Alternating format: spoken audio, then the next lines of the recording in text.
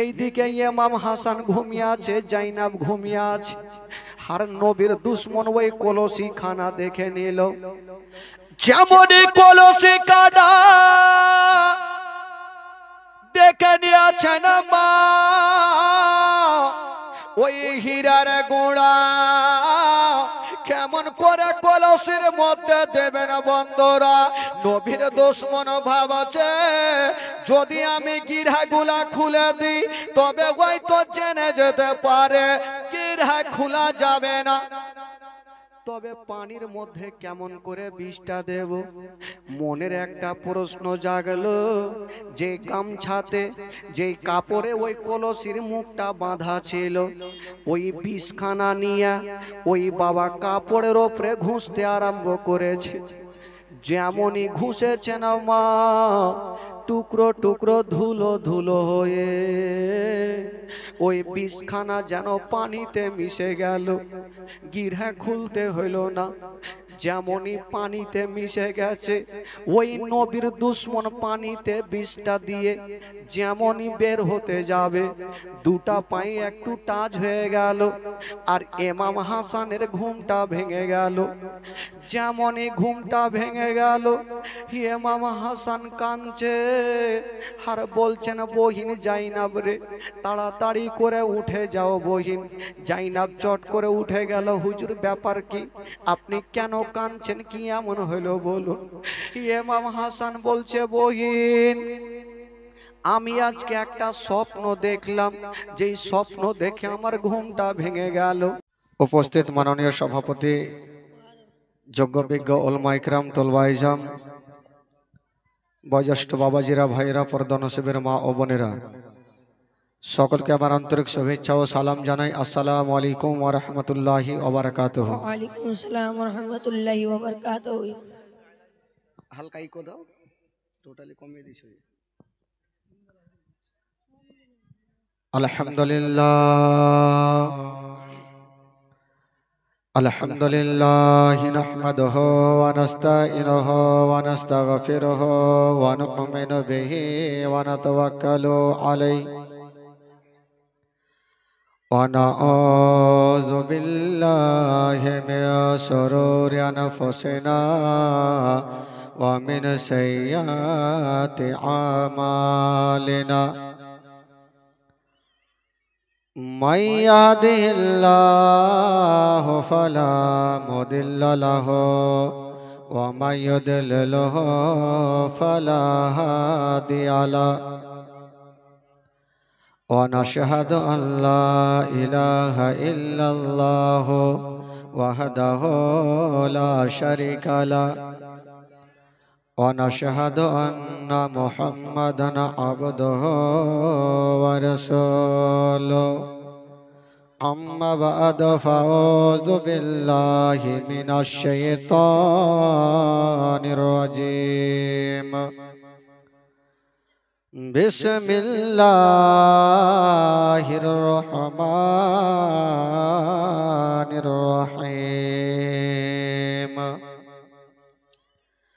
ولا تحسبن الذين قتلوا في سبيل الله أمواتا بل أحياء عند ربهم يرزقون.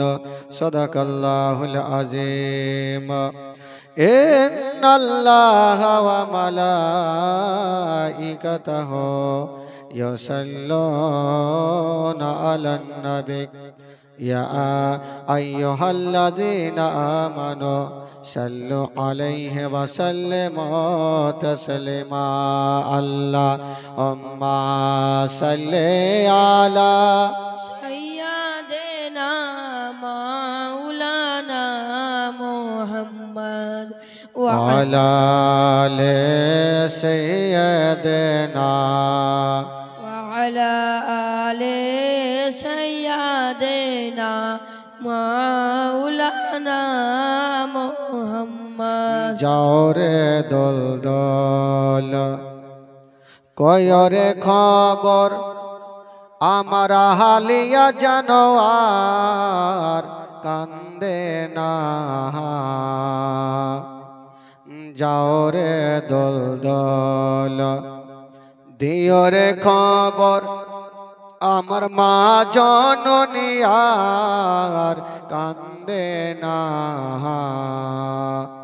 মনের দুঃখ মনে রইল দল দল মনের দুঃখ মনে রইল মদিনা যাওয়া হলো না আল্লাহ উম্মা সাল্লি আলা সৈয়দেনা মাওলানা মুহাম্মদ ওয়ালা আলে সাইয়্যিদানা ওয়ালা আলে সাইয়্যিদানা মাওলানা মুহাম্মদ সগরা কান্দেন মদিনাতে আজ সাকিনা কান্দে কারবালায় সগরা কান্দেন মদিনাতে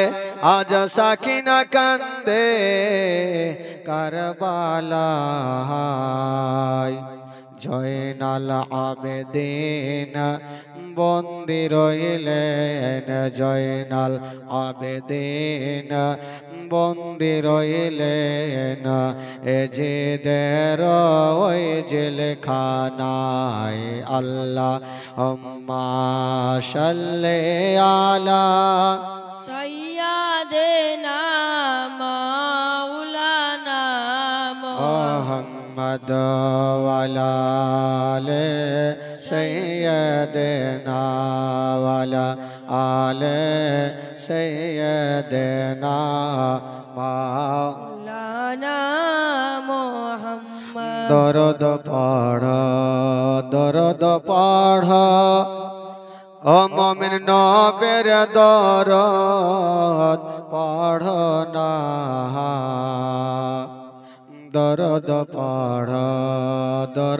পড় ও মুমিন নবের দরদ পড় না বর্তমানে দরদ বিহীনে বর্তমানে দরদ বিহীনে শুনে চেনা যাবে না আল্লাহ উম্মা সাল্লি আলা সৈয়দেনা মাওলানা মুহাম্মদ ওয়ালা আলে সাইয়্যিদানা ওয়ালা আলে সৈয়দেনা মাওলানা মুহাম্মদ সাল্লাল্লাহু তাআলা আলাইহি ওয়াসাল্লাম। সমস্ত তারিফ ও প্রশংসা সে মহান রব্বুল আলামিনের জন্য। তিনার পরে পরে গায়বের সংবাদদাতা হাজির নাজির মুস্তাফা মা আমিন আল্লাহর মরুর দুলাল হুজুর আহমদে মুখতার মদিনার সরকার তাজদার মাকিও মাদানী জানাবে মুহাম্মদুর রাসূলুল্লাহ সাল্লাল্লাহু তাআলা আলাইহি ওয়াসাল্লামের প্রতি লাখ কোটি বার দরুদ সালাম অবতীর্ণ হোক। বলুন আল্লাহুম্মা আমিন। আল্লাহুম্মা আমিন। আল্লাহর কোরআন 30 পারা 6666 আয়াতে ভরা 114টি সূরা দিয়ে সাজানো 540 রুকুতে ভরা 3,23,767টি অক্ষর সেই মহান আল্লাহ পাকের পবিত্র কোরআন থেকে আয়াতে কারিমা তেলাওয়াত করেছি। আমার মহান আল্লাহ বললেন আউযু বিল্লাহি মিনাশ শাইতানির রাজিম বিসমিল্লাহির রহমানির রহিম ওয়ালা তাহসাবান্নাল্লাযীনা কুতিলু ফী সাবিলিল্লাহি আমওয়াতা বাল আহইয়াউ ইনদা রাব্বিহিম ইয়ারযাকুন। সাদাকাল্লাহুল আযীম। বেরাদরান ইসলাম, গতকালকে যিনারা এসেছিলেন আজকে হয়তো তিনারা এসেছেন। যেখান থেকে জীবন কাহিনী সমাপ্ত করেছিলাম, ইনশাআল্লাহুল আজিজ আজকেও ঠিক সেখান থেকে জীবন কাহিনী শুরু হবে। তবে যিনারা এখন পর্যন্ত আসেননি, দেরি না করে তাড়াতাড়ি করে চলে আসুন। আর এই পবিত্র সভা, ধর্মীয় সভা, জান্নাতি বাগিচাতে এসে বসে পড়ুন। বেরাদরান ইসলাম আর মা বোনদেরকে বলবো যে আপনারা একদিক থেকে বসেন, আর বাবা ভাইদেরকে বলবো যে আপনারা একটু সেঁটে বসেন। ওই যে পিছনে যারা আছেন আপনারা একটু সাঁটে চলে আসেন। আর এদিকে যারা দাঁড়িয়ে আছেন ভাই, আপনারা হয়তো বসে যান। সাইডে যারা আছেন আপনারা এদিকে চলে আসেন, সামনে বসেন। আর যদি মনে করেন আমি মেলা ঘুরবো বাড়িও, তাহলে মেলা ঘুরে চলে যান। হ্যাঁ, রাস্তার কোলে বসে থাকবেন না। ওই যে ক্যামেরা ভাই নিয়ে বসে আছে, তারা এদিকে চলে আসুন ভাই। সামনে আপনাদের জন্য জায়গা আছে, ওখানে বসে না থেকে একটু সামনে আসুন। যারা মনে করছেন শুনবো আসুন, যারা মনে করে শুনবো না, যাবো মেলা ঘুরবো, দেখবো, দোকানে খাবো দাবো, তারা চলে যান। তবে বেরাদার বন্ধুগণ, বাবাজি আমার, মা বোনদেরকে বলবো যে আপনারা একটু সেটে সেটে বসুন। পিছনে জায়গা অনেক আছে, দেখুন যেগুলোতে ফাঁকা জায়গা পাবে সেগুলোতে বসবে। আমি কমিটিকে কালকে বলে গেলাম এখান থেকে একটা কাপড় টেঙে দিবে। তারা কিছুই বুঝতে পারলো না, মনে হয় বাংলা কথা বুঝলোই না।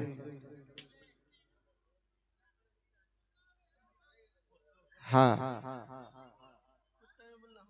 खुट्टा में बोलना होगा।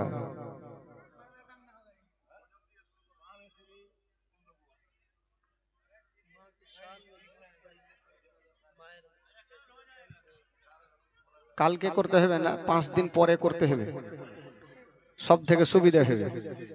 হ্যাঁ, কালকে পরশু হয়ে যাক, তারপরে দিন এসে একদম লম্বা করে টেনে কি আর করবে। আসুন একবার উচ্চ স্বরে ভক্তি ভরে জোরে সরে গলা গলায় তাল দিয়ে গোটা মাজমা দরুদ পাক পড়ুন। আল্লাহুম্মা সাল্লি আলা সাইয়্যিদিনা মাওলানা মুহাম্মদ ওয়া আলা আলি সাইয়্যিদিনা ওয়া আলা আলি সাইয়্যিদিনা মাওলানা মুহাম্মদ। और माघेर कांदन अजाबत जीवन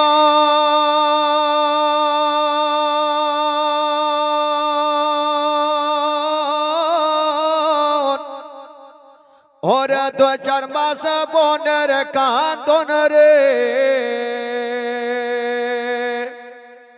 और घरेर परिवारेर कांदन कयेक दिन पर थाके ना दुखेर दरदी आमार जन्म दक्षी मा गर्भधारिणी मा जन्म दक्षिणी मा दुखेर दरदी आमार जन्म दक्षी मा ओरे मा दक्षिणी हुआ भागे ने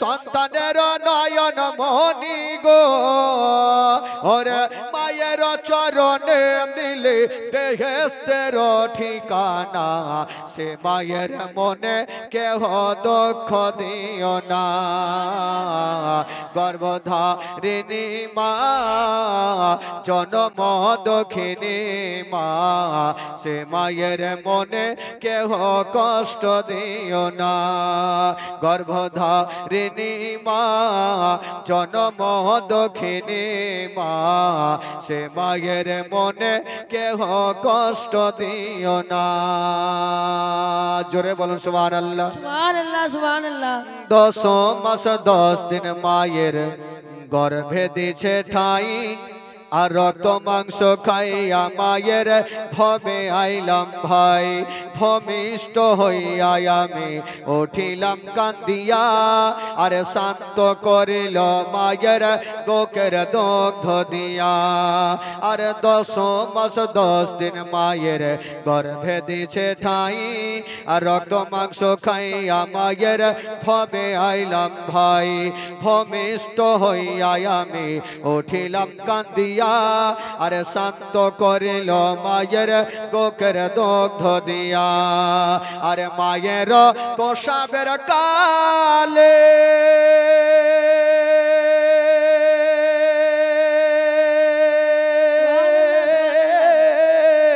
আরে বুক ভেসে যায় নয়ন জলে রে ওরে সন্তানের লইয়া কোলে ভোলে প্রসাব যন্ত্রণা দুঃখের দরদি আমার জন্ম দক্ষী মা গর্ভধারিণী মা জন্ম দক্ষিণী মা দুঃখের দরদি আমার জন্ম দক্ষী মা সুবহানাল্লাহ সুবহানাল্লাহ জোরে বলুন সুবহানাল্লাহ ওরে ন্যাংড়া ওয়াধমা কানা খোড়া হইলে পারে ছেলে ধুলা ঝেড়ে তো মায়ে কান্দি আলয় কোলে আরে পুত্র যদি পুত্র হয় মায়ে নাহি ফেলে হাজার দোষ সহিয়া তব মায়ে আপন পালে আরে ন্যাংড়া বাধম কানা খোড়া হইলে পারে ছেলে ধুলা ঝেড়ে তব মায়ে কান্দিয়া লয় কোলে আরে পুত্র যদি পুত্র হয় মায়ে নাহি ফেলে হাজার দোষ সহিয়া তব মায়ে আপন পালে আরে তাওয়াজুল ইসলাম ও ভেবে পালে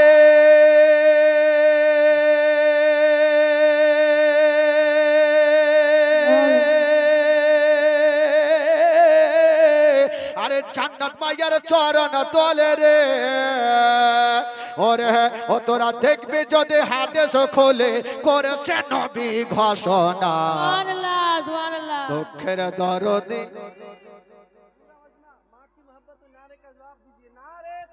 अल्लाह अकबर या रसूलुल्लाह या रसूलुल्लाह जिंदाबाद जिंदाबाद जिंदाबाद जिंदाबाद अल्लाह अकबर या और रसूलुल्लाह। मादो खेने हुआ भागे ने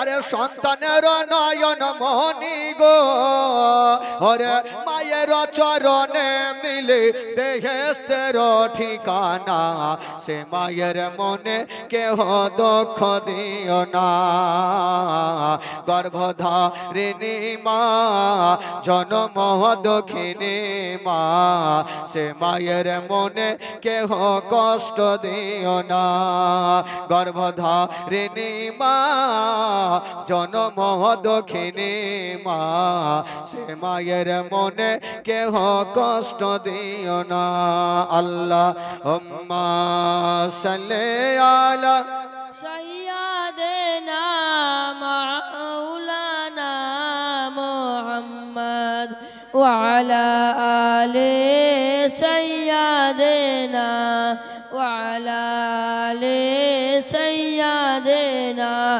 मौलाना मोहम्मद अल्लाहुम्मा सल्ली अला सैयदना मौलाना मोहम्मद वाला आले सैयदना वाला आले सैयदना मौलाना मोहम्मद सल्लल्लाहु ताला अलैहि वसल्लम। আচ্ছা, কালকে যিনারা এসেছিলেন একটু হাত তুলে দেখান তো বাবা, যারা এসেছিলেন। মাশাআল্লাহ, সকলে এসেছিলেন। আচ্ছা, যারা আসেনি তারা একটু হাত তুলেন তো দেখি, যারা আসেননি কালকে। তার মানে সবাই এসেছিলেন। মা বোনেরা তো আপনাদেরকে ঘিরে ফেললে গো, পালাইবার উপায় নেই।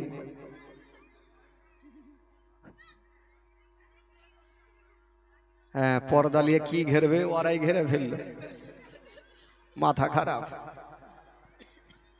খালা আর কিছুটাই দিকে চলে আসে, আর লাদনা নিয়ে বসে থাকে, কে কোনটা দিয়ে ভাগবে। হ্যাঁ বসেন, খেলা বসেন। আমি জানি মা বহিন গোটা 60টারির মা বহিনেরা চলে এসছে। হ্যাঁ চিন্তা নাই, বসেন। আর ভাইদেরকে বলবো যে আপনারাও একটু সামনে এসে বসেন। ভাই কিছু লোক হ্যাঁকড়া আছে, ওরা ওই লাইনটাতে যে কি পায় আল্লাহ জানে, ওইখানেই বসবে লম্বা হয়ে খাইবের জন্য। আরে ভাই যদি শোনারই মন থাকে তাহলে স্টেজেই বসেন, কেন বাইরে বসেছেন? হ্যাঁ আপনাদের জন্যই তো আমার মা বহিনেরা এত সুন্দর করে মাহফিল সাজিয়েছে। তো আপনারা সুন্দরভাবে বসেন, আমাকেও ভালো লাগবে আর আপনাদেরকেও শুনতে ভালো লাগবে। একটু ঠান্ডা মাথায় বসেন। আর কমিটিকে চিন্তা নেই, কালকে থেকে প্যান্ডেল বাড়িয়ে দেবে, চিন্তা নেই, আপনারা বসেন। আচ্ছা বলুন তো, কালকে জীবনী রেখেছিলাম কোথায় থেকে গো?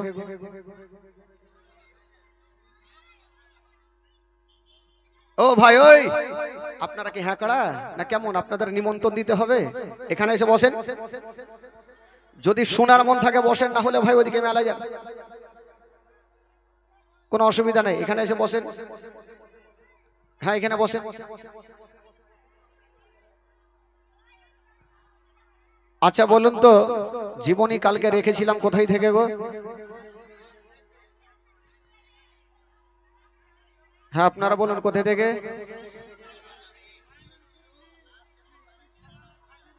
আচ্ছা, লাস্টের সময় যে বিষটা দেওয়া হয়েছিল সে বিষের নাম কি ছিল? কি নাম? হীরক চূর্ণ জহর। যে বিষটা পান করার পর নানার রওজা মোবারক পর্যন্ত যেতে পারেনি। তবে ভাই আজকে মারাত্মক ঘটনা, 5 থেকে 7 বার যদি একটা লোককে বারবার করে বিষ দেওয়া হয়, তাহলে বলুন তো ভাই তার ভিতরটা কি ঠিক থাকবে?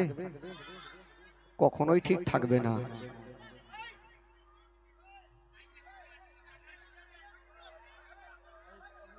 হ্যাঁ একটু ওইদিকে ভাগিয়ে রাখেন ওদেরকে।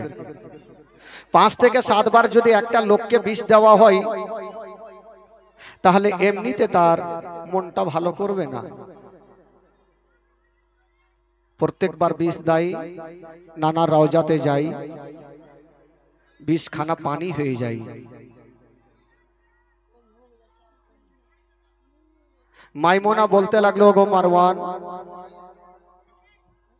আমি আর বিষ দিতে পারবো না, কারণ আমি 5 থেকে 7 বার বিষ দিলাম, বারবার করে বিষ পান করছে, নানা রওজাতে যাচ্ছেন, বিষ খানা পানি হয়ে যাচ্ছে, আমার টাকার দরকার নেই, আমি আর বিষ দিতে পারবো না। বাবা গো, মারওয়ান তখন বলেছিল, মা এবারে এমনই একটা বিষ দেব যে বিষটা পান করা মাত্রই ইমাম হাসান দুনিয়া থেকে বিদায় নিয়ে চলে যাবে। সেই হীরক চূর্ণ জহর দিল যে যাও, এই হীরার গুঁড়া যদি তুমি ইমাম হাসানকে খাইয়ে দিতে পারো, তবে নানার রওজা তো দূরের কথা, বিছানা থেকে উঠতে পর্যন্ত পারবে না। আহ, যেই হীরা একটা কাঁচকে পর্যন্ত ফেলে দিতে পারে, ওই হীরা যদি পেটে যায়, তাহলে বলুন কলেজা ঠিক থাকবে বাবা?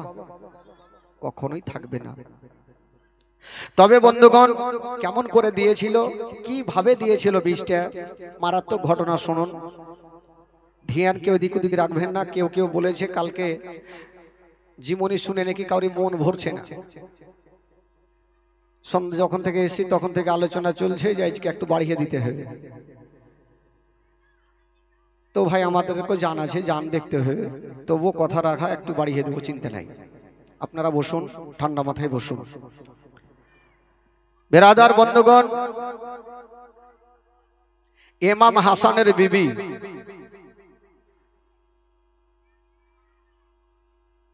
জায়েদা ঘরের মধ্যে স্বামীর পার্শ্বে বসে আছেন। তবে ইমাম হাসান তার ছোট্ট ভাই হোসাইনকে বলেছিল, ভাই হোসাইন, আমি যে কটা দিন বাঁচব আমি অন্য জায়গাতে থাকবো না ভাই, আমি তোমার ঘরে একটু আরাম করব। ইমাম হোসাইন বলেছিল, দাদা আপনি হচ্ছেন আমার বড় দাদা, আপনি আমার বাড়িতে থাকবেন, এতে বলার কি আছে, আপনি যতদিন পারবেন আপনি আমার বাড়িতে থাকেন। তবে ইমাম হাসান ইমাম হুসাইনের ঘরে আরাম করছেন। ইমাম হুসাইন চিন্তা করছেন, আমার দাদার মনটা ভালো নেই, শরীর ভালো নেই, তার জন্য বাজার থেকে কিছু ফলমূল গুলা নিয়ে বিছানাতে রেখে দিয়েছেন। আর বলছেন, ভাবি যান, এই যে আমি ফলমূল রেখে গেলাম, যা খেতে চাই সব কিছু দিয়ে দিয়ে। বেরাদার এই কথা বলতে নাই, জায়দা বলছেন, ঠিক আছে চিন্তা নাই, আমি আছি পাশে। তবে বেরাদার কাউরি স্বামী যদি অসুস্থ থাকে তবে বিবির মনটা ভালো করবে না। যখন ইমাম হাসান ভালো হচ্ছে না, বিবির মনটা খারাপ, বিবি কাঁদতে কাঁদতে বলছেন, আল্লাহ আমার স্বামীকে আল্লাহ তুমি ভালো করে দাও, কারণ আমার স্বামীকে কয়েকবার বিষ দিয়েছে, ভিতর খানা ফেটে গেছে, আল্লাহ গো তুমি একটু সুস্থ করে দাও। এই কথা বলতে নাই, ইমাম হাসানের বিবির একটা মনের ইচ্ছা জাগলো যে আজকে রাতটা আমার স্বামীর কাছে আমি থাকবো না। কোথায় যাবেন? বলছেন, আমি আমার নানার রওজাতে যাব, আর নানার রওজার জালি ধরে আমি কানবো, যেন আমার আল্লাহ আমার নানার ওয়াস্তাতে আমার স্বামীকে ভালো করে দেয়। জোরে বলুন সুবহানাল্লাহ। তবে ইমাম হাসানের বিবি আবুল কাসিমের মা চিন্তা করছেন, আমি যদি এখান থেকে যাই নানার রওজাতে, তবে আমার স্বামীর কাছে কেটা থাকবে? উনার একটা বোন যার নাম হচ্ছে জাইনাব, ইমাম হাসানের বোন জাইনাব, উনাকে বলছেন, জাইনাব তুমি থাকলে আর হুজুর থাকলো, তুমি পার্শ্বে থাকো, সব সময় পাশে থাকবে, যা চাইবে তুমি তা দিও। এই যে কলসিতে পানি রেখে গেলাম, পানি যদি খেতে চাই তুমি পানি দিও। জাইনাব বলেছিলেন, ভাবিজান আপনি চিন্তা করবেন না, যা খেতে চাইবে আমার ভাই হাসান আমি সব কিছু দিয়ে দেব। ও যুবক বন্ধুরা, ও গো আমার মা বোনেরা, ইমাম হাসানের বিবি বাবা গো ইমাম হাসানকে ঘরে রেখে দিয়া উনি চলে যাচ্ছেন কাঁদতে কাঁদতে। বাবা গো কে আমার নবীর রওজা মোবারকা ধরে কাঁদতে আরম্ভ করেছেন, বলছেন, আল্লাহ গো আল্লাহ গো, আজকে আমার স্বামীর মনটা ভালো নাই, আল্লাহ আমার স্বামীর মনটা ভালো নাই, তাই আমার মনটা ভালো করে না। রব্বুল আলামিন আল্লাহ গো আমার স্বামীকে যেন সুস্থ করে দাও। বাবা গো দোয়া করছেন বন্ধুরা, আর ওইদিকে ইমাম হাসান যেন বাবা বিছানায় শুয়ে আছে না, জাইনাব একদিকে বসে আছে না। ও যুবক বন্ধুরা, জাইনাব দেখছেন, আল্লাহ হুজুর যখন ঘুমিয়ে গেছে তবে আমি ওর জেগে থাকবো না, আমি একটু ঘুমিয়ে যাই। জানে না যদিও ঘুমিয়ে যাই ওই মুহূর্তে ওই মিডিল জায়গাতে কোন এমন নবীর দুশমন বিষটা মিশিয়ে দেবে। ও যুবক বন্ধুরা, ও গো আমার মা বোনেরা, জাইনাব দেখছেন হুজুর যখন ঘুমিয়ে গেছে আমি ওর জেগে থাকবো না, আমি একটু ঘুমিয়ে যাই। জাইনাব পার্শ্বে ঘুমিয়ে গেছে, ইমাম হাসান ঘুমিয়ে গেছে, আর ওই মিডিল জায়গাতে কুনিয়া মন নবীর দুশ্মন হীরের গুঁড়া নিয়া হীরক চূর্ণ জহর নিয়া বাবা গো যেন ঘরে ঢুকে গেল। যেমনই ঘরে ঢুকেছেন মা ওই বিষখানা নিয়া বাবা গো কিসে দেওয়া যাবে? ওই নবীর দুশ্মন ভাবছেন এই বিষখানা কোনো ভাতে দেওয়া যাবে না, এই বিষখানা কোনো তরকারিতে দেওয়া যাবে না, জেনে যেতে পারে। কোথায় দিবে? বিষখানা নিয়ে ঘোরাঘুরি করছেন ঘরে, দেখছেন ইমাম হাসান ঘুমিয়ে গেছেন আর জাইনাবও পারছে ঘুমিয়ে গেছেন। বিষের বড়িখানা নিয়ে দুশ্মন ঘুরছে কিসে দেবে? কিন্তু বেরাদারে একটা পানির কলসি রাখা ছিল, যেই কলসিতে ইমাম হাসানের বিবি বাবা গো 7টা গিরহা দিয়ে বেঁধেছিল।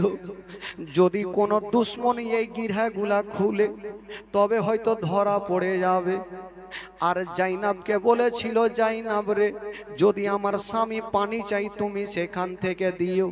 কলসিতে পানি রেখে উনি স্বামীর জন্য ডুগরে ডুগরে নবীর রওজাতে কাঁদছে। বলছে কি স্বপ্ন? বলছেন বহিন পরে বলবো, আগে আমার কলেজা খানা শুকিয়ে গেছে, আমার আত্মা খানা শুকিয়ে গেছে। ওরে বহিন জাইনাব রে যদি পারো তবে অল্প আমাকে টাটকা পানি দাও। জাইনাব চতুর্দিকে দেখছেন ভাবি সাহেবা পানি রেখে গেছে কিনা। কলসির ওপরে নজর পড়ে গেল। ওই জাইনাব জানে না ওই কলসির পানি পানি নাই বাবা, ওটা বিষ হয়ে গেছে। জাইনাব দেখছেন কলসিতে পানি, ভাবছেন জানি না এই কলসির পানি হুজুরকে খাইয়ে দেব। যেমনই বন্ধুরা ওই কলসির পানি যেমনই জাইনাব নিতে যাবে, জাইনাব বলছেন হুজুর আপনাকে পানি দেব, তবে কলসির পানি দিব না। আপনি পানি চেয়েছেন, আমাকে 5টা মিনিট সময় দেন, আমি লোটা নিয়ে বাইরে যাব আর টাটকা পানি এনে আমি আপনাকে দেব হুজুর। জাইনাব বলছেন হুজুরে বাসি পানি আপনাকে দিতে পারবো না। বাবা গো ইমাম হাসান বলল, বহিন ঠিক আছে তুমি আমাকে টাটকা পানি এনে দাও।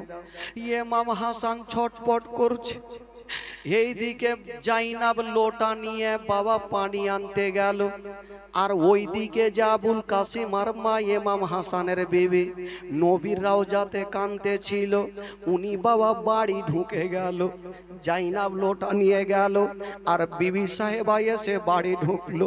দেখছেন ইমাম হাসান বিছানাতে পড়ে বাবা গোটা চেহারা দিয়ে ঘাম চুইছে আর যেন ডুগরে ডুগরে কাঁদছে। বলছেন স্বামী গো ও গো আমার মাথার তাজ, আপনি কেন কাঁদছেন বলুন, কি এমন হয়েছে? ইমাম হাসান বলছেন বিবি রে আমার মনটা ভালো করে না, যদি পারো আমাকে একটু পানি দিয়ে দাও। ইমাম হাসানের বিবি বলছেন, স্বামী গো এটা কেমন কথা বলছেন? আমি তো জাইনাবকে বসিয়ে রেখে গেছিলাম আর পানিও রেখেছিলাম, আপনাকে কি পানি দেয়নি? ইমাম হাসান বলল, বিবি রে আমার জন্য টাটকা পানি আনতে গেছে। জাইনাব মনে করছে জানি না, কি বলে ইমাম হাসানের বিবি ভাবছে জানি না। আল্লাহ গো এই লোকটা পানি পানি করে জান ছাড়ছে আর আমার বহিন জাইনাব টাটকা পানি আনতে গেছে।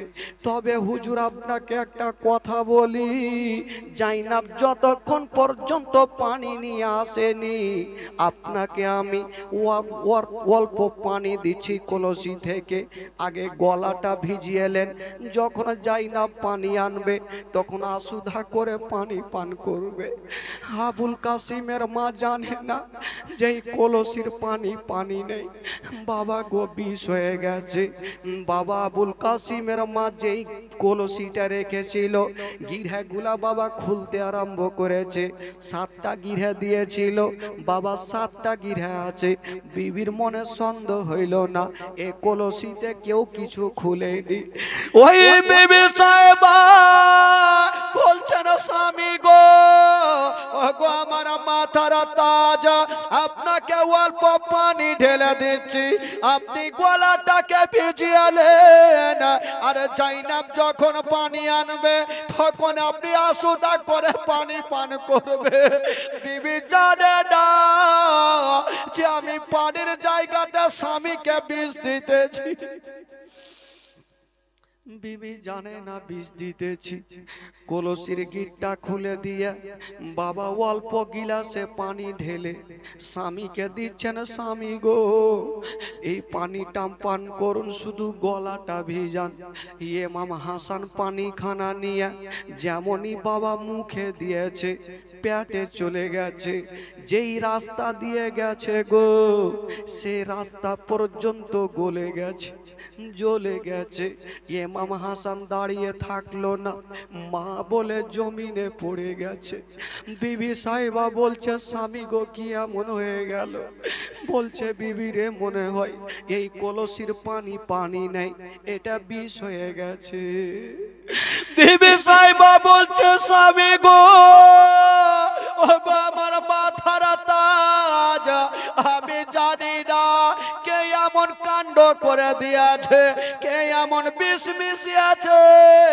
স্বামী গো, আমার যদি জানা থাকতো তবে এই কলসির পানি আপনাকে দিতাম না।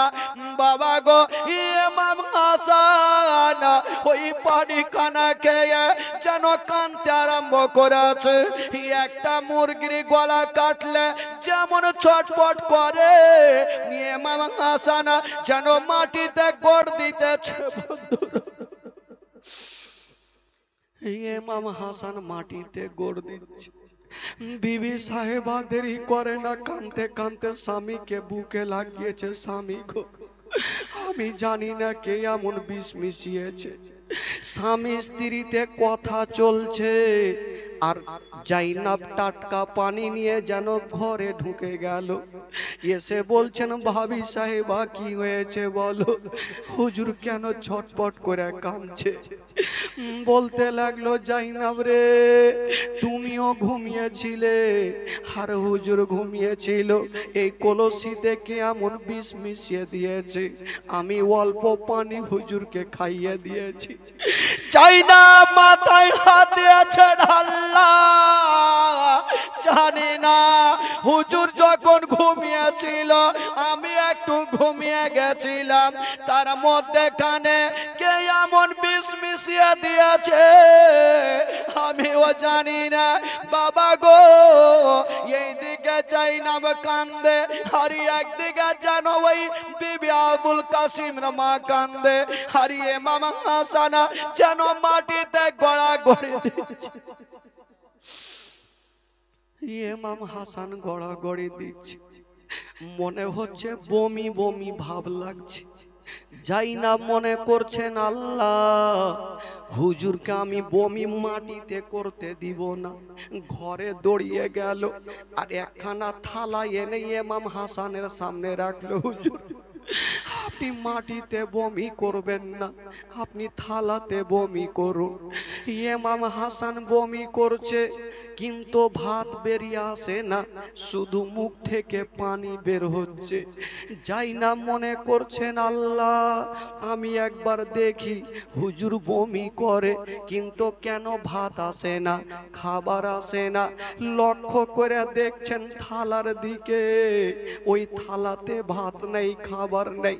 পানিতে লক্ষ্য করে দেখছে কলেজা টুকরো টুকরো হয়ে ওই পানির মধ্যে ভাসতেছে। যার কলেজা টুকরো টুকরো হয়ে পানিতে ভাসে, বলুন তার ভিতর খানা কি হতে পারে? জাইনাব মুখে কথা বললেন না, ঘরের কোনাতে বসে বসে কাঁদছে। আবুল কাসিমের মা বলছে, জাইনাব রে তুমি থালা দেখে কেন কাঁদতে লাগলে বলো?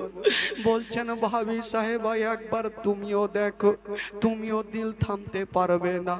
আবুল কাসিমের মা যেমনই লক্ষ্য করে দেখেছেন বাবা, দেখছেন কলেজার টুকরো টুকরো হয়ে কেটে কেটে বেরিয়ে গেছে, পানিতে কলেজার টুকরো টুকরো পানিতে ভাসছে। বাবা গো, আবুল কাসিমের মা স্বামীকে জড়িয়ে ধরেছে। স্বামী গো, ও গো আমার মাথার তাজ, জানি না আপনার এমন কি অবস্থা হবে। ইমাম হাসান বলেছিলেন, বিবি রে আমার সময় হয়ে গেছে, হয়তো আমি আর বেশিক্ষণ থাকবো না। ইমাম হাসান নিজের একটা বেটাকে ডাক দিচ্ছেন আবুল কাসিমকে, ওরে বেটা আবুল কাসিম দেরি করো না, তোমার চাচা হোসেনকে একবার আমার কাছে ডাকো। আবুল কাসিম কানতে কানতে চাচার সামনে দাঁড়িয়ে গেল। চাচা গো, দেরি করিয়েন না চাচা, তাড়াতাড়ি করে বাড়ি চলুন চাচা, আমার আব্বার মনটা ভালো নেই, ছটপট করে কাঁদছে। দাদার কথা শোনা মাত্র ইমাম হোসেন সমস্ত কামকে ছেড়ে দিয়া ছুটে গেল। যেমনই যেতে নাই, কাটা মুরগির মতো ইমাম হাসান মাটিতে গড়াগড়ি দিচ্ছেন। কথা বলবে না, বসো। ইমাম হাসান যেমনই গড়াগড়ি দিচ্ছেন, ইমাম হোসেন টেনে বুকে জড়িয়েছে। দাদা গো, দাদা তুমি কাঁদছো কেন বলো, কারণটা কি হয়েছে? ইমাম হাসান বলল, ভাই রে আমি এই যে কলসির পানি পান করেছিলাম, বলি আমার কলেজা খানা জ্বলে যাচ্ছে। ইমাম হোসেন বলল, দাদা চিন্তা করবে না, তুমি পানি পান করেছো, আমিও কলসির পানি পান করব, আমিও কলসির পানি পান করব। ইমাম হোসেন কলসি খানা নিয়ে আছে হাতে, শুধু পানি পান করার জন্য। ইমাম হাসান ভাবছেন, আল্লাহ আমার ভাই হোসেন যদি পানি পান করে উনারও কলেজা খানা জ্বলে যাবে, আমি পানি পান করতে দেব না। ইমাম হাসান উঠে গেল আর ভাইয়ের হাতে একটা বাড়ি মেরে দিল। যেমনই বাড়ি মেরেছেন মা, যেই কলসি খানা ছিল ওই কলসি খানা মাটিতে পড়ে গেল, কলসি ভেঙে গেল আর পানি যেন মাটিতে পড়েছে। যত দূর পর্যন্ত মাটিতে পানি পড়েছে ওই মাটি পর্যন্ত জ্বলে গেছে। সুবহানাল্লাহ, সুবহানাল্লাহ।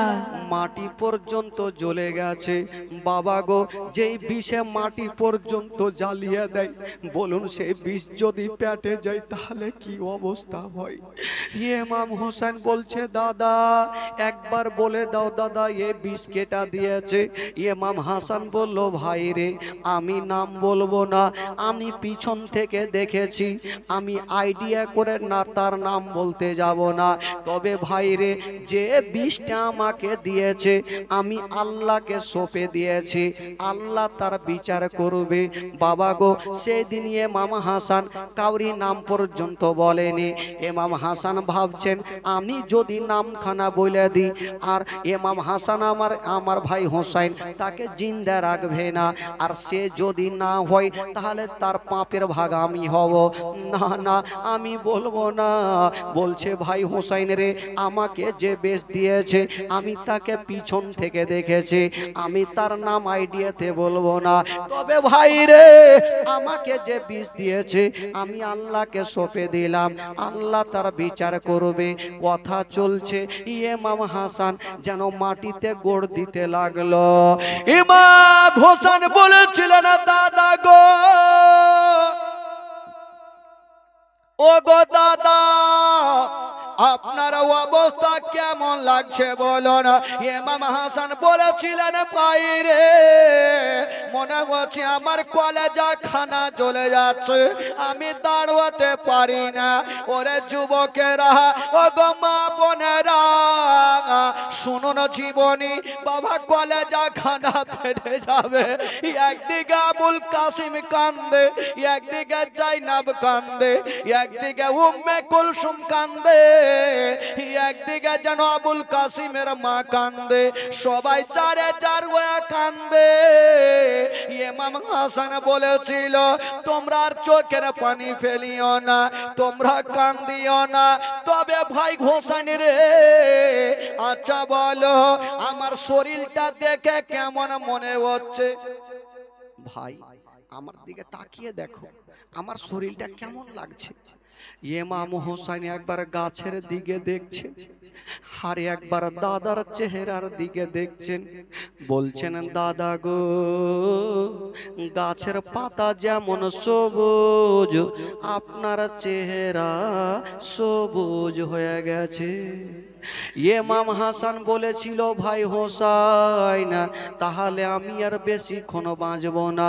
বলল কেন?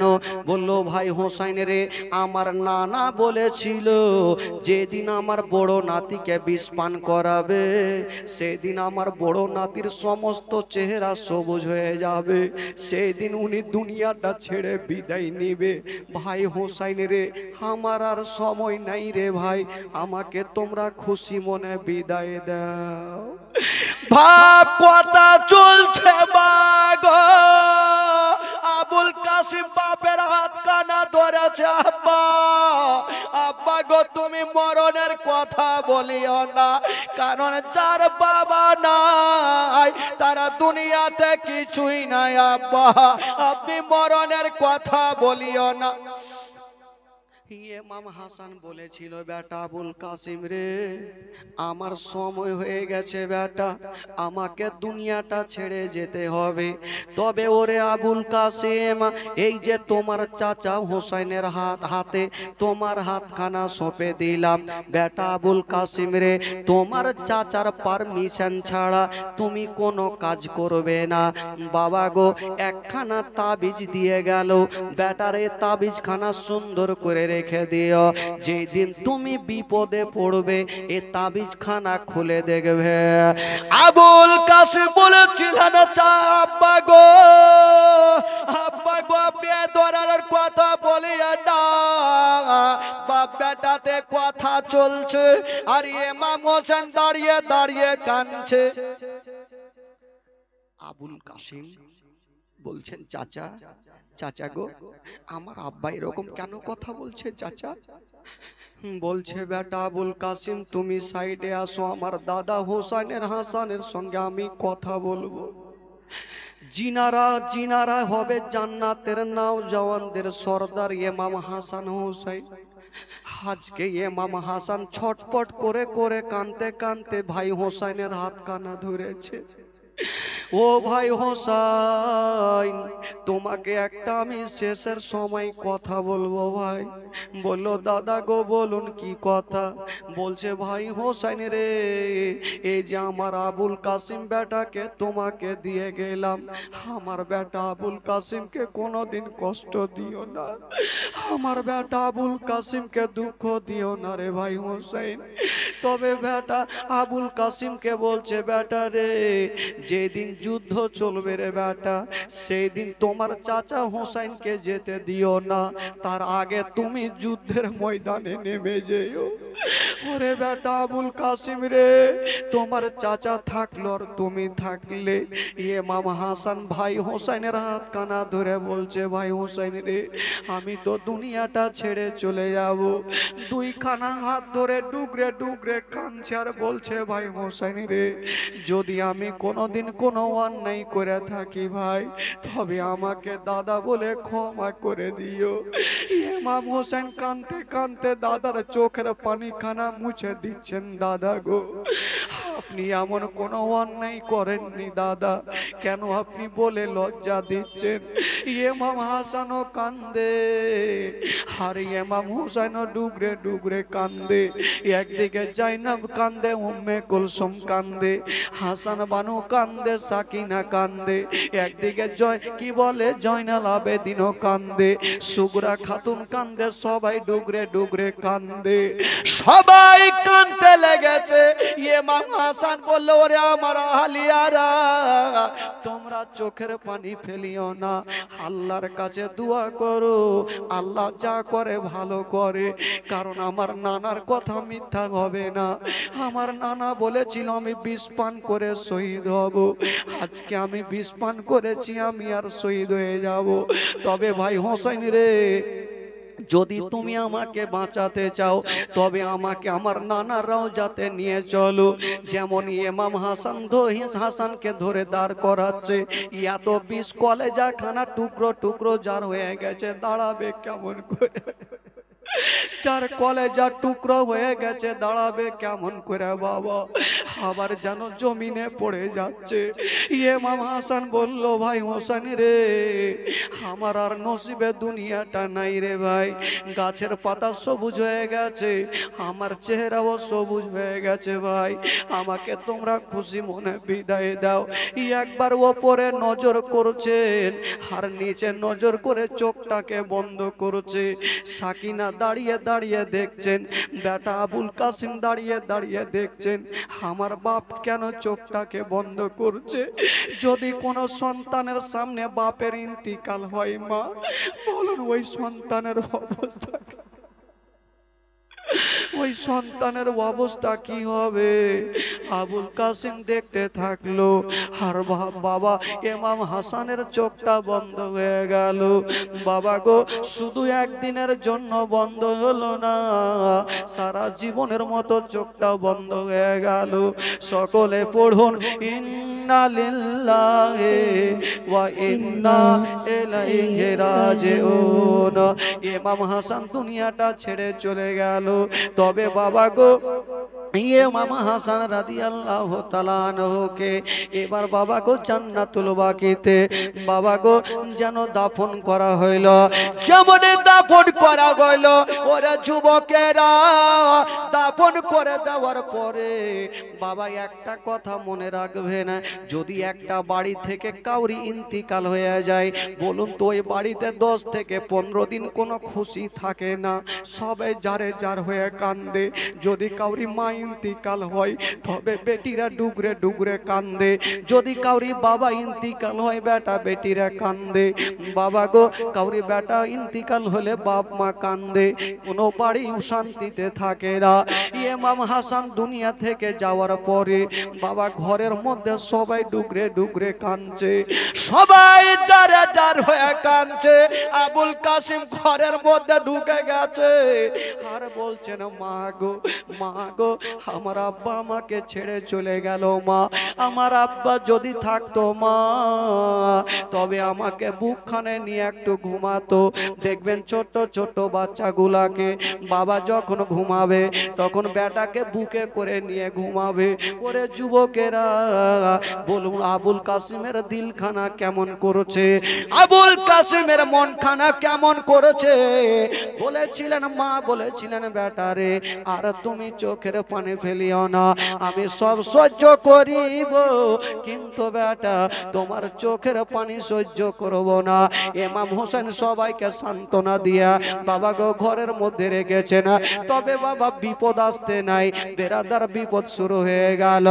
ও যুবকেরা, ইমাম হোসেন বলেছিল, আমার আহলিয়ারা, তোমরা চোখের পানি ফেলিও না, আমি সব সহ্য করিব, তোমাদের চোখের পানি সহ্য করব না। আল্লাহ উম্মা সাল্লি আলা সাইয়্যিদিনা মাওলানা মুহাম্মদ ওয়া আলা আলি সাইয়্যিদিনা ওয়া আলা আলি সাইয়্যিদিনা মাওলানা মুহাম্মদ। একবার মোহব্বতে বলুন সুবহানাল্লাহ, সুবহানাল্লাহ, সুবহানাল্লাহ, আরো জোরে বলুন সুবহানাল্লাহ। ইমাম হাসান যখন দুনিয়া ছাড়লো, বাবা গো, এবার ইয়াজিদ পাপী খুব খুশি যে আমার পথের কাঁটা শেষ, গদিতে বসাতে আমাকে কেউ থামতে পারবে না। তবে একটা লোক বলল, ওগো ইয়াজিদ, খুশি হইও না, কারণ এখন পর্যন্ত ইমাম হাসানের ভাই হোসেন এখনো বেঁচে আছে। তবে কি করব? বলে এক কাজ করো, তুমি হোসাইনকে এবার তোমার হাতে হাত দিয়ে মুরিদ করো। খবর দেওয়া হলো ইমাম হোসাইনকে। ইমাম হোসাইন খবর পেয়ে উনি বললেন যে ঠিক আছে, তুমি আমাকে মুরিদ হতে বলেছো, আমাকে একটা সময় দাও, সকাল বেলাতে তোমাকে কি বলে জানিয়ে দেব। কিন্তু ইমাম হোসাইন বলেছিল আমি জান দিয়ে দেব, জীবন দিয়ে দেব, কিন্তু ইয়াজিদের হাতে হাত দিয়ে মুরিদ হব না। জোরে বলো সুবহানাল্লাহ।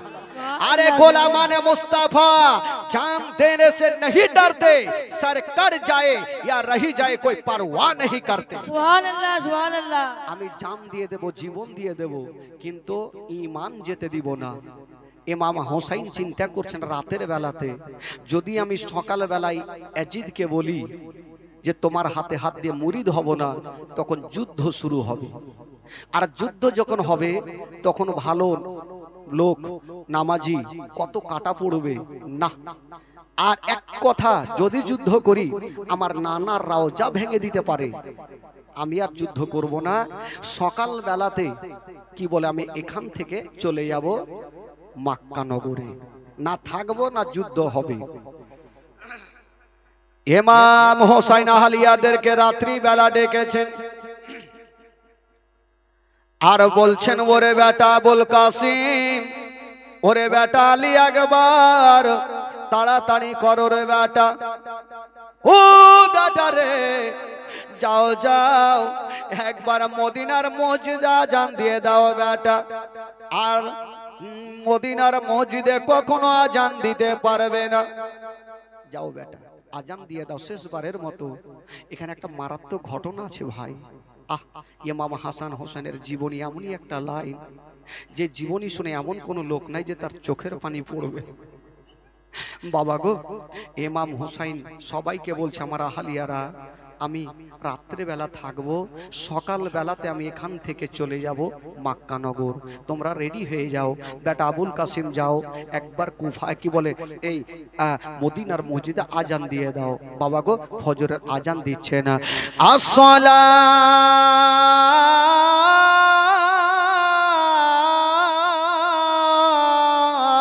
তো খায়রুম মিনান নাম।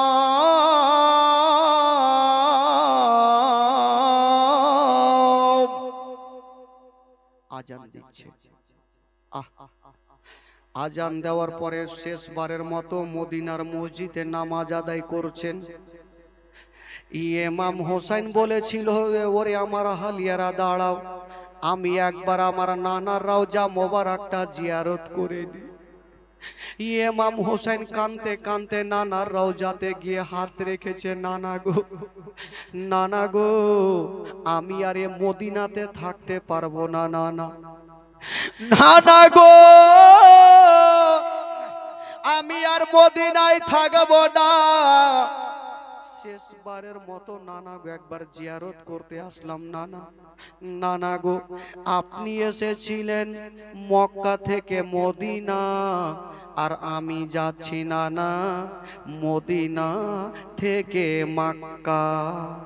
আপনি এসেছিলেন কাফেরদের অত্যাচারে, আর আমি যাচ্ছি নানা ইয়াজিদের অত্যাচারে। আপনি এসেছিলেন নানা আমার বাবা শেরে খোদা আলীকে নিয়ে, আর আমি যাব নানা আমার 22 বছরের বেটা জয়নাল আবেদিনকে নিয়ে। ইমাম হোসেন নানার চালে দূরে টুকরে টুকরে কাঁদছে। ইমাম হোসেন জানে আর নানার রওজা হয়তো আমি আর আসতে পারবো না। কানতে কানতে বন্ধুরা সকাল যখন হইল, মা ফাতেমার কবরটা জিয়ারত করলো। জিয়ারত করে যেন পৌঁছে গেলেন বাড়ি। আহালিয়াদেরকে বলছেন আহালিয়ারা তোমরা তো সবাই সামানপত্র বেঁধেছো, এবার তোমরা যাওয়ার জন্য রেডি হয়ে যাও। সবাই রেডি হয়ে গেছে, কিন্তু বেরাদার এইখানে একটা কথা, সবাই যাওয়ার জন্য রেডি হয়ে গেছে। জয়নাল আবেদিন রেডি, বাবা গো সাকিনা রেডি হয়ে গেছে, আলী আসগার রেডি হয়ে গেছে, বাবা গো আবুল কাসিম রেডি হয়ে গেছে, শহর বানু রেডি হয়ে গেছে। কিন্তু এখন পর্যন্ত ইমাম হোসাইনের একটা বেটি, যার নাম কেতাবে লিখছেন সুগুরা খাতুন, 11 বছরের বেটি, উনি জ্বরে জ্বালাতে বিছানাতে পড়ে আছে। আর সবারই দিকে দেখছে আর ভাবছেন আল্লাহ জানি না আমার আব্বা আমার ভাইকে ডাকছে, আমার বহিনকে ডাকছে, আমার মাকে ডাকছে, আমার আব্বা আমাকে কেন ডাকে না। ওই সুগুরা খাতুন বিছানাতে পড়ে পড়ে কাঁদছে, আমার আব্বা সবাইকে ডাকছে কিন্তু আমাকে কেন ডাকে না। সুগুরা খাতুন উঠে গেল, বিছানা থেকে উঠতে পারে না মা। ওই সুগুরা খাতুনের জীবনী আপনারা শুনেছেন, আজকে শুনেলেন মা। সুগরা খাতুন বিছানা থেকে উঠতে পারে না, গায়ে এত জ্বর লেগে আছে, তবুও কাঁপতে কাঁপতে উঠে বাবার হাত কানা ধরেছেন। আব্বা, আব্বা গো আপনি কোথায় যাবেন আব্বা? ইমাম হোসেন কাঁদতে কাঁদতে বেটিকে বুকখানে লাগাইয়া বলছে, মা রে আমরা রে মদিনাতে থাকবো না মা, মক্কা যাব। তবে আব্বা গো আপনি তো সবাইকে ডাকছেন আব্বা, কিন্তু আমাকে কেন ডাকেন না? আমি কি যেতে আপনাদের সাথে পারবো না? ইমাম হোসেন বেটিকে বুকে নিয়ে বলছে, মা তোমার গায়ে এত জ্বর লেগে আছে মা, এই অবস্থায় এত দূরের রাস্তা তোমাকে নিয়ে যাওয়া যাবে না। সুগরা খাতুন কাঁদছে, জ্বরে জ্বালাতে কাঁপছে। 11 বছরের, বলুন তার বুদ্ধি জ্ঞান কতটা হবে? বাপের হাত কানা ধরে কাঞ্চার বলছে, আব্বা গো আমাকে নিয়ে চলেন, আব্বা আমিও মা ছাড়া থাকতে পারবো না। ইমাম হোসেন বলেছিল, বেটি রে তোমাকে নিয়ে যাব না, তোমাকে নিয়ে যাওয়া যাবে না। সুগরা খাতুন কাঁদতে কাঁদতে বলেছিলেন, আব্বা আব্বা একটা কথা বলবো আব্বা, আপনি আমাকে নিয়ে যাবেন না সেটা বুঝলাম, কিন্তু আব্বা আমার মাকে একটু আমার কাছে রেখে যান। হারে বেটি তোর মাকে তুই কি করবি? বলছেন, আব্বা গো আমার গায়ে এতটা জ্বর লেগে আছে, আমার মা যদি আমার কাছে থাকে তবে একটু কাপড় ভিজিয়ে দিয়ে আমার কপালে লাগাবে, আমার জ্বর ভালো হবে। আব্বা গো আমার মাকে নিয়ে যেন না। ইমাম হোসেন বলেছিল, বেটি রে তোর মাকে নিয়ে গেলাম আর আমার মা ফাতেমার কবরখানা রেখে গেলাম। আব্বা যখন মাকে রেখে যাবেন না, আমার ভাই আলী আসগারকে রেখে যান। বেটি আলী আসগারকে কি করবি? বলছেন, আব্বা মদিনাতে ভালো লাগবে না। তখন আমার ভাই আলী আসগারকে কোলে করে নিয়ে একটু মদিনার গলিটা ঘুরবো, সময়টা পার হবে। বলছে, বেটি রে তোমার ভাইকে নিয়ে গেলাম আর আমার ভাই মহসিনের কবরখানা রেখে গেলাম। আব্বা যখন আমার ভাইকে নিয়ে যাবেন না, যাবেন, তবে আমার বহিন শোক সাকিনাকে রেখে যান। সাকিনাকে কি করবি? বলছেন, আব্বা গো আমার বহিন যদি থাকে আমরা দোনো বহিন গল্প করে টাইম পার হবে। ইমাম হোসেন বলল, বেটি রে তোমার বহিন সাকিনাকে নিয়ে গেলাম আর আমার বহিন রোকাইয়ার কবর রেখে গেলাম। একটা একটা করে উত্তর দিলেন। সাকিনা ভাবছেন আমার আব্বা নিয়ে যাবে না, কাঁদতে কাঁদতে বিছানাতে পড়ে গেল। ইমাম হোসেন সবাইকে রেডি করে দিয়েছে, যাওয়ার জন্য রেডি হয়ে গেল। বাবা গো সুগরা খাতুন জ্বরে জ্বালাতে কাঁপছে বিছানায়, আমার আব্বা আমাকে নিয়ে গেল না। সবাই চলে যাচ্ছে না মা। সুগরা খাতুন বলছে, রাগ করা থাকলে চলবে না, একবার যাওয়ার টাইমে আমার মায়ের সঙ্গে একটু কথা বলবো। সুগরা খাতুন একবার পিছন থেকে মা বলে ডেকে নিলেন, যেমন মা বলে ডেকেছেন মা যেন পাথরের মতো দাঁড়িয়ে গেল। যদি কোনো বেটি পিছন থেকে ডাক দেয় মা, এমন কোনো মা নেই যে তার এক কদম আগে বাড়বে। সুগরা খাতুন ডাক দিয়েছে, ইমাম হোসেনের বিবি দাঁড়িয়ে গেল। ইমাম হোসেন বলল, বিবি দেরি করো না, তাড়াতাড়ি করে চলো। বিবি সাহেবা কাঁদতে কাঁদতে বলছে, স্বামী গো আমি চলে যাব, তবে আপনাকে একটা কথা বলবো। আমার বেটি যখন আমাকে পিছন থেকে মা বলে ডেকেছে, আমার কলেজাতে মনে হয় ধাক্কা লেগে গেছে।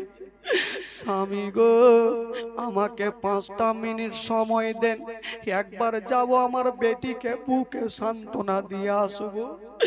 ইমাম হোসেন বলেছিল, বিবি রে তুমি যাচ্ছ যাও, তবে বেটির দয়াতে ময়াতে থেকে যেও না।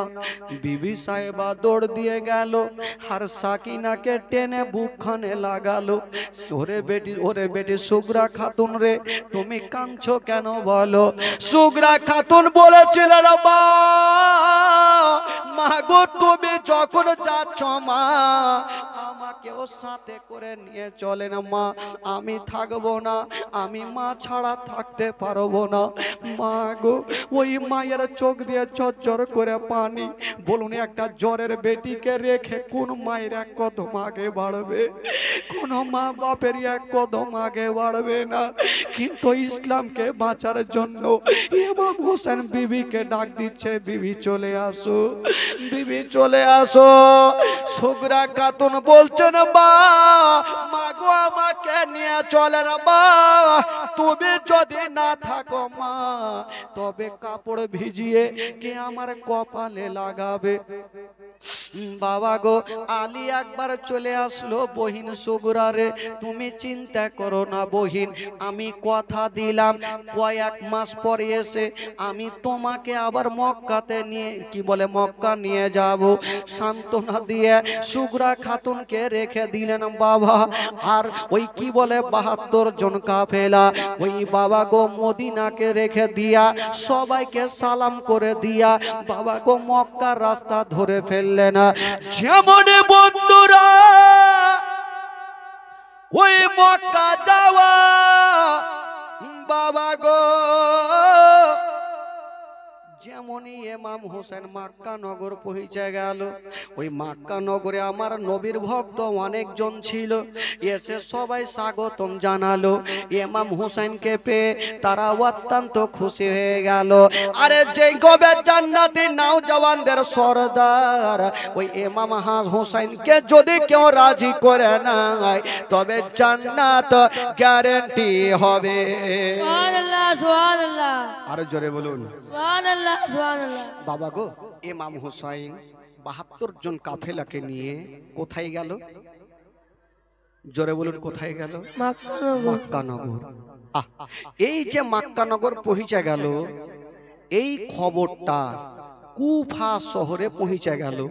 আপনারা জানেন কুফার মানুষেরা গাদ্দার বেওয়াফা।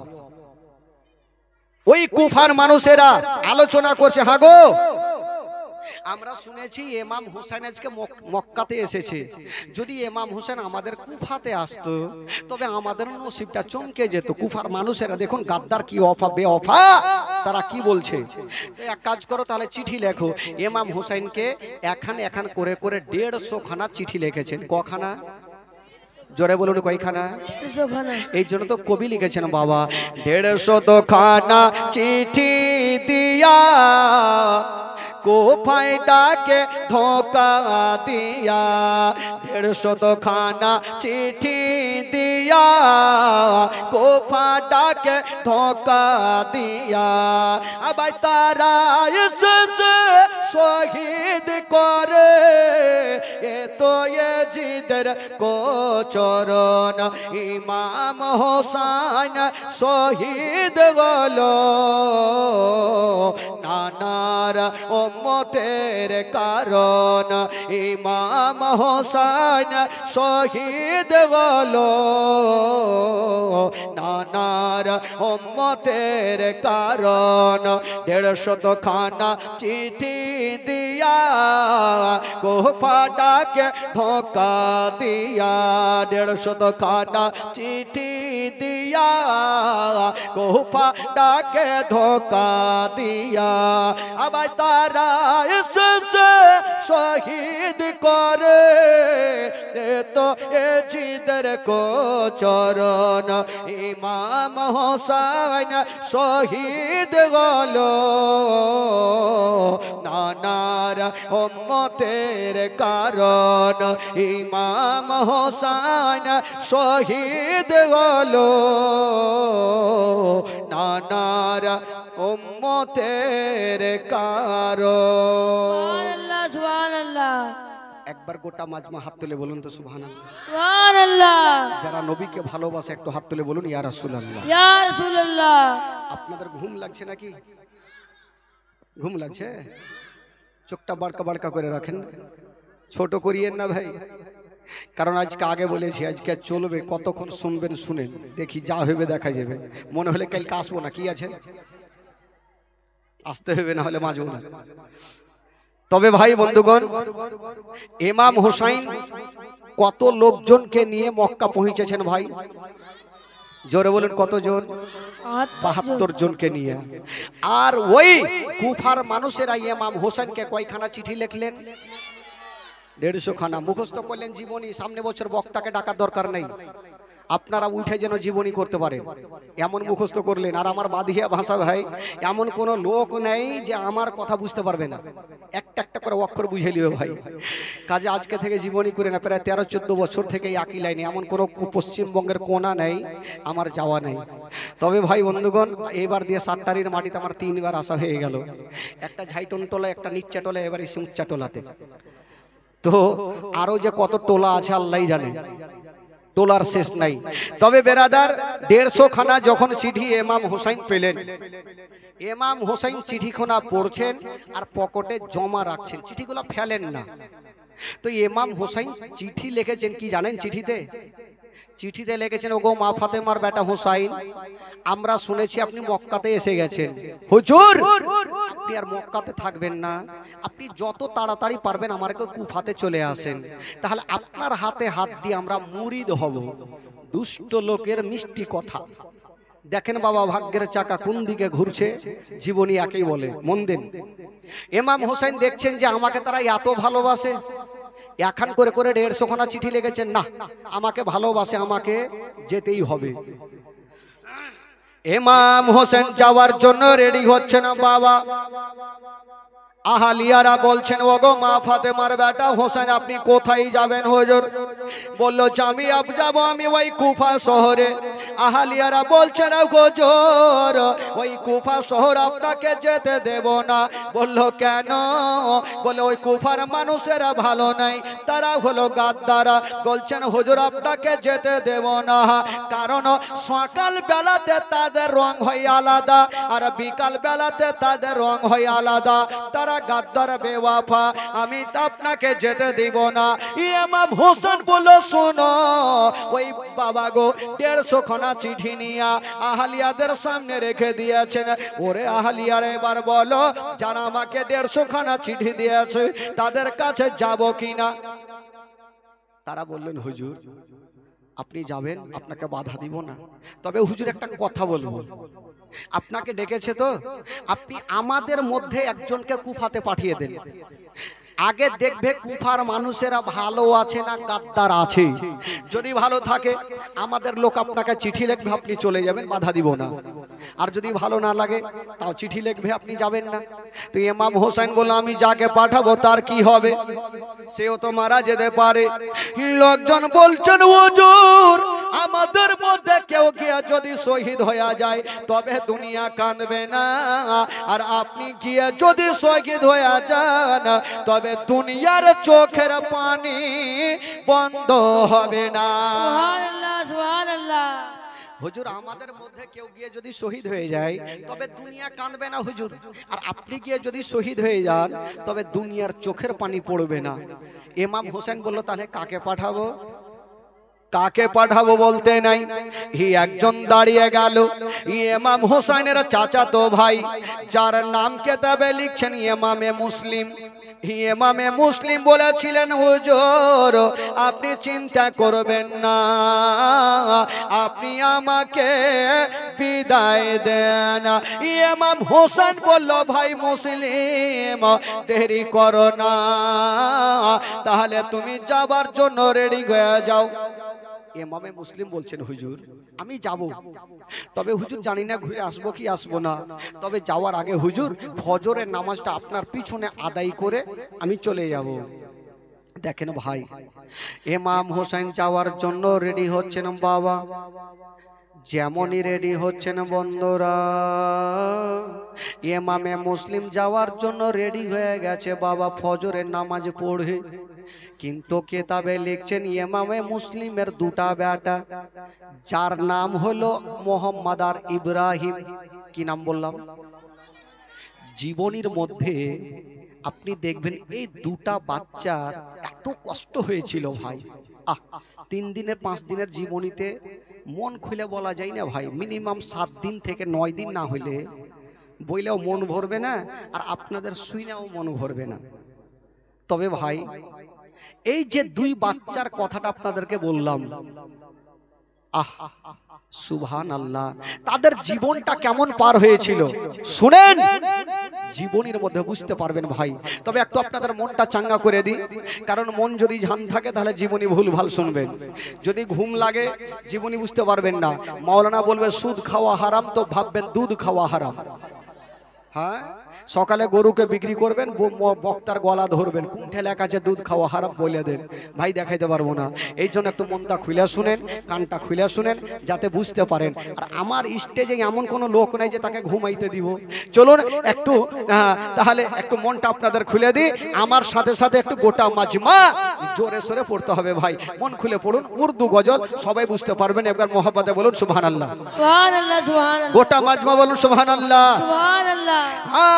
तुम भी करके उनका चर्चा अपने दिल चमकाओ, ऊंची में ऊंचा नबी का झंडा, अजमत वाला नबी का झंडा, रिफवत वाला नबी का झंडा, घर घर में लहरा वो पुकारो या रसूल अल्लाह या हबीब अल्लाह। यार घा आवाज ले फिर यारा कहे ना वो तो कोई जा हम के ना कहब, ওরকম করিয়েন না ভাই। পড়েন, যদি বলাতে গুনাহ হয় আমাকে দেন, ওই যে মারুতি আছে ভরে নিয়ে চলে যাব। আর নেকি যদি হয় আপনার আত্মনিকারকে বাঁটকে লে লেগা। হ্যাঁ, সোজা সোজা কথা, সবাই পড়েন ভাই, ঈমান তাজা হবে। জোরে সোরে পড়ুন। तुम भी करके उनका चर्चा अपने दिल चमकाओ, ऊंची में ऊंचा नबी का झंडा, अजमत वाला रिफवत वाला नबी का झंडा, सबसे आला नबी का झंडा, सबसे पाला नबी का झंडा, घर घर में लहरा वो पुकारो या रसूल, पुकारो या रसूल। पुरनूर है जमाना सुबह सवेरे वाला दत, पुरनूर है जमाना सुबह सवेरे वाला दत, पर्दा उठा है किसका, पर्दा उठा है किसका, सुबह सवेरे वाला दत, मागे रबीउल अव्वल तेरे झलक के सदके चमका दिया नसीबा, चमका दिया नसीबा, सुबह सवेरे वाला दत। हाँ बाबे काबा मस्जिद अक़सा पर मकाम आमना, नसब पर चम हो गया है, नसब पर चम हो गया है, आहलों सहलन मरहबा, यूं ही करके उनका चर्चा अपने दिल चमकाओ, ऊंची में ऊंचा नबी का झंडा, सबसे आला नबी का झंडा, सबसे बाला नबी का झंडा, घर घर में लहराओ पुकारो या रसूल। सरकार की आमद,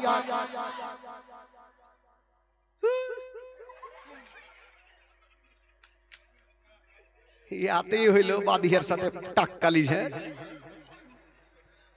একটা মাওলানা সাহেব রাগ খুব ছিল জানেন, প্রচুর রাগ। রাগ উঠলে কিন্তু মেরে দিত।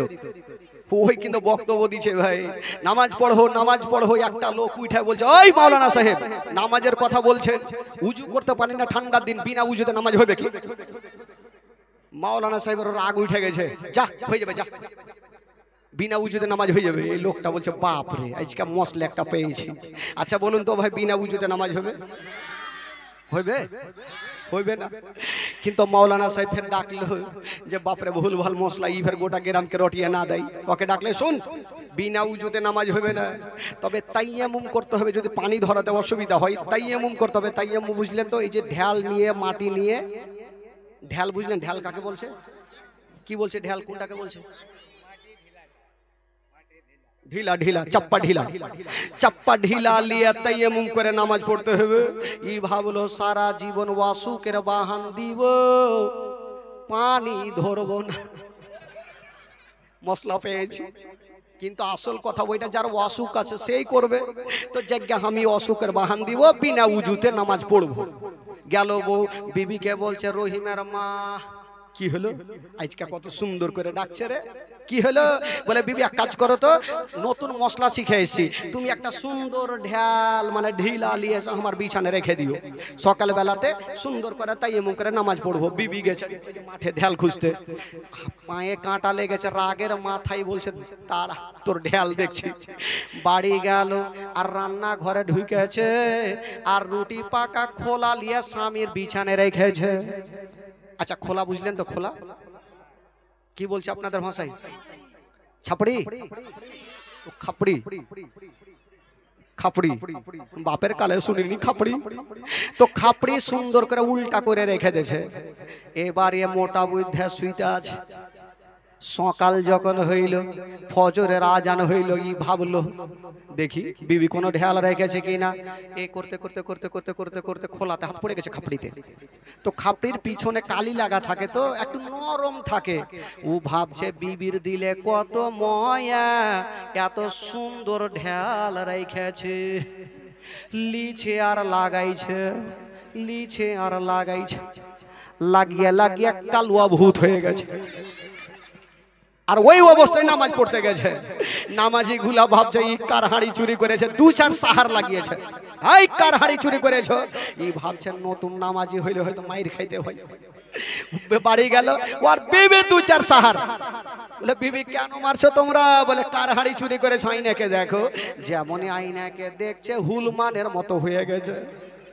তো ভাই রে এরকম অবস্থাও থাকে, রাগের মাথায় সবকিছু করা যায় না ভাই। বেরাদার এখানে আমার নবীর মাহফিল স্টেজ হচ্ছে, আপনারা হাত তুলে আমার নবীর কি বলে খুশিতে, নবীর আগমনের খুশিতে একবার হাত তুলতে পারবেন না? গোটা মাজমা হাত তুলে দেখান, আমার নবী খুশি হবে। আর নবীর খুশিতে যদি কেউ একবার হাত তুলে দেয় বেরাদার তার বেড়া পার হয়ে যাবে। বলুন সরকার কি আমদ, দুই হাত তুলবেন, দুই হাত তুলবেন, সরকার কি আমদ। যারা হাত তুলেনি ভাই খোদার কসম আমার নবী দেখছেন। যারা আবু জেহেলকে ভালোবাসে তারা এভাবে করে থাকে, আর যারা নবীকে ভালোবাসে হাত তুলবেন। দেখি পরিচয় দেন কাকে ভালোবাসা আপনারা। সরকার কে আমদ। বাপরে পাখনা উঠছে, এইভাবে উঠান ফেরে এইভাবে দিয়ে না, কার নাক মুখ ভাঙবে বলা যায় না। দেখি বেরাদার একবার মন খুলে প্রাণ খুলে বলুন সরকার কি আমদ, দিলদার কি আমদ। যারা মোচা বলো, যারা ঝমকে বলো, আউয়াল কি আমদ, আখির কি আমদ, জাগির কি আমদ, বাতিন কি আমদ। বাড়ি চলো, সবই তো কইয়ে না ভাই, মুশকিল হয়ে যাবে। বেরাদারান ইসলাম বন্ধুগণ বাবাজি একবার মোহাম্মদে জোরে সোরে বলুন তো সুবহানাল্লাহ। আরো জোরে বলুন সুবহানাল্লাহ। সুবহানাল্লাহ।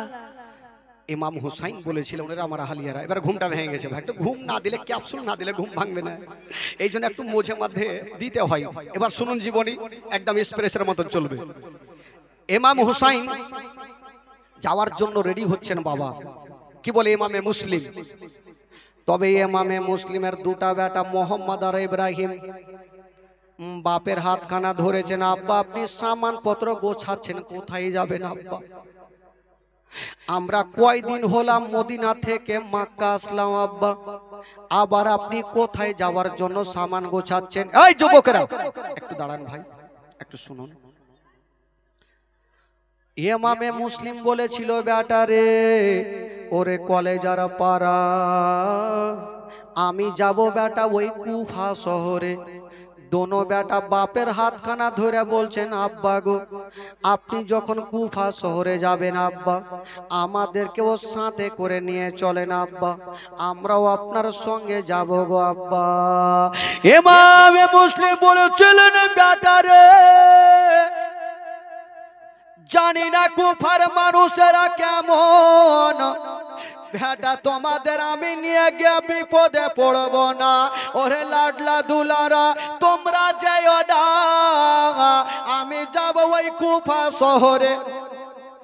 দোনো বেটা বাপের হাত ধরে বলছেন, আব্বা গো কপালে যেটা লেখা আছে সেটা হবে আব্বা, আব্বা আপনি আমাদেরকে নিয়ে চলেন আব্বা।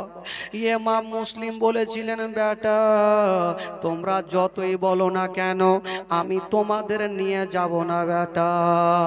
দোনো ছেলে বলেছিলেন, আব্বা গো আমরা বাচ্চা কালে নিজের মাকে হারিয়েছি, আর আপনি যদি চলে যান আব্বা, আমাদেরকে বুক কানে জড়িয়ে ধরবে গো আব্বা, আমরা কার বুকে লাগবো গো আব্বা? বাবা গো 5-6 বছরের ছেলে, বলুন কতটা বুদ্ধি হবে রে বাবা? আব্বা আমাদের মা নাই, আপনি কার কাছে রেখে যাবেন আব্বা? আব্বা আপনি জানেন না আব্বা, যার মা নাই তার দুনিয়াতে কিছুই নাই আব্বা। ইমামে মুসলিম নিয়ে যাবে না, কিন্তু দোনো বেটা আলোচনা করছে। বড় ভাই ছোট্ট ভাইকে বলছে, ভাই রে আমার আব্বাকে যদি বলি তাহলে নিয়ে যাবে না, কিন্তু আমার আব্বাকে একজন যদি বলে দেয় তাহলে রেখে যাবে না। সেটা হলো আমাদের চাচা হোসাইন যদি আমার আব্বাকে বলে তাহলে নিয়ে যাবে। তারা রাস্তা খুঁজে পেয়ে গেছে, কাকে ধরলে হবে। দোনো বেটা আব্বাকে বলছেন, আব্বা গো আপনি দাঁড়ান একটু, আমরা আসতেছি। বলো ঠিক আছে যাও। দোনো বেটা গুটি গুটি পায়ে আস্তে আস্তে বাবা গো চাচা হোসাইনের সামনে দাঁড়িয়ে গেছে। চাঁদের মতো চেহারা, সূর্যের মতো চেহারা, মনে হচ্ছে এত সুন্দর চেহারা, বাবা গো চোখ দিয়ে যেন পানি ঝরছে। ইমাম হোসেন বলেছিল, ওরে ছেলেরা বলো তোমরা কাঁদছো কেন? ছেলেরা বলেছিলেন, চাচা গো আজকে একটা কথা বলবো চাচা। বাবা কি কথা বলবে বলো? বলছেন, চাচা গো আমার আব্বা কোথায় যাচ্ছেন? আমাদেরকে নিয়ে যাচ্ছেন না চাচা, আমাদের মা নেই যে আমরা মার বুকে ঢুকে থাকবো চাচা, আমরা কার কাছে থাকবো? চাচা গো একবার আমার আব্বাকে বলে দেন, আমার আব্বা যেন একটু সাথে করে নিয়ে যায়। ইমাম হোসেন বলল, বাবা তোরা যাবি? বলে হ্যাঁ চাচা যাওয়ার জন্য আপনার কাছে এসেছি। ইমাম হোসেন বললেন, ঠিক আছে বাবা চিন্তা করো না, আমি তোমার আব্বা জানকে বলে দিচ্ছি। দেখেন বাবা মরণটা কোথায় কার নিয়ে যাচ্ছে, কোথায় যাচ্ছেন দেখুন, মরণকে টেনে নিয়ে যাচ্ছে বাবা কুফাতে। বাবা গো ইমাম হোসেন ডাক দিচ্ছেন, ভাই মুসলিম একটু কাছে আসো। ইমামে মুসলিম বলছেন, কি হয়েছে হুজুর? বললে, তুমি যখন যাচ্ছ তোমার দুটা বেটাকে সাথে করে নিয়ে যাও। ইমামে মুসলিম বলেছিলেন, হুজুর আপনি ভালো করে জানেন ওই কুফার মানুষেরা গাদ্দার বেওয়াফা। হুজুর আমি যাব, আমি বিপদে পড়ব, কিন্তু আমি আমার ছেলেদের বিপদে ফেলব না। হুজুর আমি বিপদে পড়বো, আমার ছেলেদের বিপদ আমি ফেলবো না হুজুর। কিন্তু ভাই মুসলিম রে, তুমি যদি যাও তবে ওই ছেলের মা নাই কার কাছে থাকবে? ভাই মুসলিম, কপালে যেটা লেখা আছে হবে। তোমার দুটা বেটাকে তুমি নিয়ে যাও। ইমামে মুসলিম না করতে পারলেন না। চাঁদের মতো চেহারা, সুন্দর 5-6 বছরের বয়স ছেলে, ছোট ছোট ছেলেকে সুন্দর করে গোসল বানিয়ে দিচ্ছেন, আর চোখ দিয়ে পানি ঝরছে। দোনো বেটা বলছেন, আব্বা আপনি কাঁদছেন কেন? বলছে, বেটার আজকে তোমাদের গোসল বানিয়ে দিচ্ছি বেটা, মনে হয় আর কখনো গোসল দিতে পাবো না। দোনো বেটাকে গোসল দিয়া বাবা গো সুন্দর সুন্দর পোশাক পড়ায়া যেন বাবা দুলদুলে চাপিয়ে নিল। যেমনই দুলদুলে চাপিয়ে নিয়েছে, ইমামে মুসলিম সবাইকে ক্ষমা করে দিয়া, সবারই কাছে ক্ষমা চেয়ে নিয়া, দুটা কলেজার পাড়াকে নিয়ে বাবা গো কুফার রাস্তা ধরে নিয়েছেন। যেমনই বাবা কুফায় পৌঁছা গেল, কুফার মানুষেরা বুঝে গেছে যে ইমাম হুসাইন আসেনি, উনার চাচাতো ভাই মুসলিম এসেছে, ওইটা ও নবী বংশের ছেলে। চলো ইমামে মুসলিমকে সবাই ধরে আমরা স্বাগতম জানাবো, সালাম জানাবো। বাবা গো সবাই চলে আসলো, ইমামে মুসলিমকে গোল করে ঘিরে নিয়েছে, সালাম জানিয়ে দিল। আর কয়েকটা লোক গিয়া, যে দুটা বাচ্চা বাপের সঙ্গে ছিল, কত সুন্দর করে চুমা খেয়ে যেন নিচে নামালো, কত সুন্দর করে চুমা খেয়ে আজকে তারা নামালো। আর যারা আজকে চুমা খেলে গো, ওই লোকগুলাই একদিন ওই দুই বাচ্চার গলাতে ছোরা চালাবে। যে দুই বাচ্চাকে আজকে আদর করে চুমা খেয়ে কোল থেকে কি বলে কোলে নিল, ওই লোকগুলা দুটা বাচ্চার গলাতে ছোরা চালাবে। বাবা গো চুমা খাচ্ছে, ইমামে মুসলিম মনে মনে বলছেন, আল্লাহ কুফার মানুষের আগে খারাপ ছিল, এখন তারা খারাপ নয়। আমার দুটা বেটাকে চুমা খাচ্ছে, আমার দুটা বেটাকে ভালোবাসে। অতটা বুঝতে পারলেন না। বাবা গো আসরের নামাজ পড়ার পরে ইমামে মুসলিম নামাজ পড়ালেন। বাবা গো ভাই কি বলে, সঙ্গে সঙ্গে 12,000 লোক ইমামে মুসলিমের হাতে হাত দিয়ে মুরিদ হয়ে গেল। ইমামে মুসলিমের সন্দেহটা মিটে গেল। ইমামে মুসলিম ভাবলো, একই টাইমে 12,000 মানুষ যদি আমার হাতে হাত দিয়ে মুরিদ হয়, আমার ভাই হোসাইন যদি আসে